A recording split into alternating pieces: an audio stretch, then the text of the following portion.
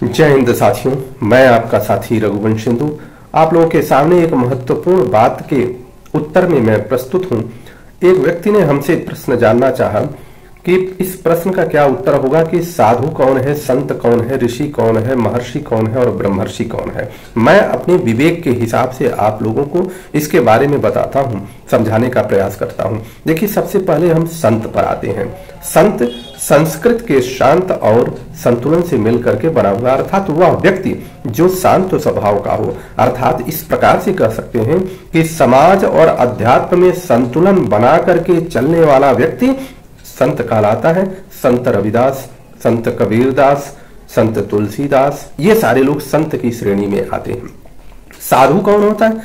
जो व्यक्ति साधना करने वाला हो, और साधना करने वाले व्यक्ति के अंदर सबसे प्रमुख जो गुण है वो क्या होना चाहिए? जो 6 विकार हैं, काम, क्रोध, मद, लोभ, मोह, मत्सर, ये 6 विकार उस व्यक्ति के अंदर न हो तो वह साधु की श्रेणी में आ जाता है और वो साधना करके समाज के लिए, समाज के हित के लिए वो कार्य करता है। आते हैं हम ऋषि, महर्षि और ब्रह्मर्षि पर।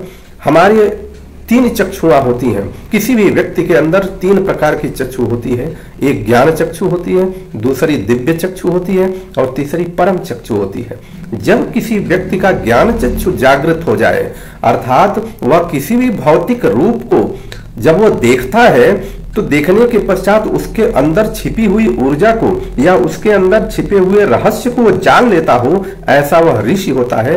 वैदिक काल में ये ऋषि होते थे। हम आधुनिक काल के जो वैज्ञानिक कह सकते हैं वह ऋषि की परिभाषा में वैदिक काल में माने जा सकते हैं और वैदिक संस्कृत भाषा का ये शब्द है। इसलिए ऋषि गृहस्थ आश्रम में रह करके समाज के उत्थान के लिए कार्य करते थे और भौतिक स्तर पर चीजों को समझ करके और उनके पीछे के रहस्य को भी वो जानते थे कि इसका क्या रहस्य है। ऐसे ऋषि थे। सप्तर्षि का नाम सुना होगा। सप्तद्वीप, सप्तर्षि, 7 दिन।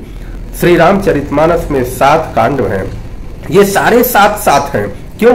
क्योंकि हम किसी भी व्यक्ति या समाज के विकास के लिए हम भौतिक रहस्यों के पीछे के रहस्य जानने के लिए अलग अलग विभाग के रूप में जाने हैं। तो ये ऋषि की बात हो गई।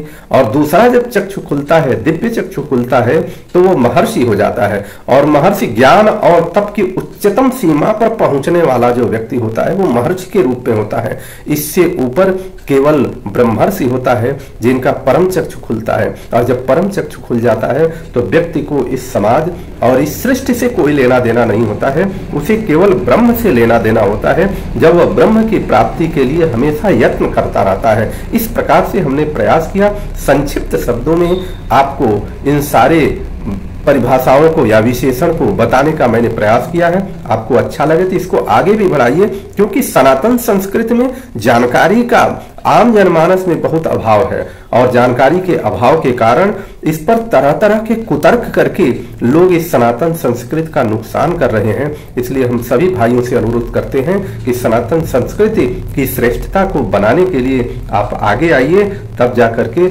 हम नए भारत या नए ऐसी दुनिया का निर्माण कर पाएंगे जो हमें और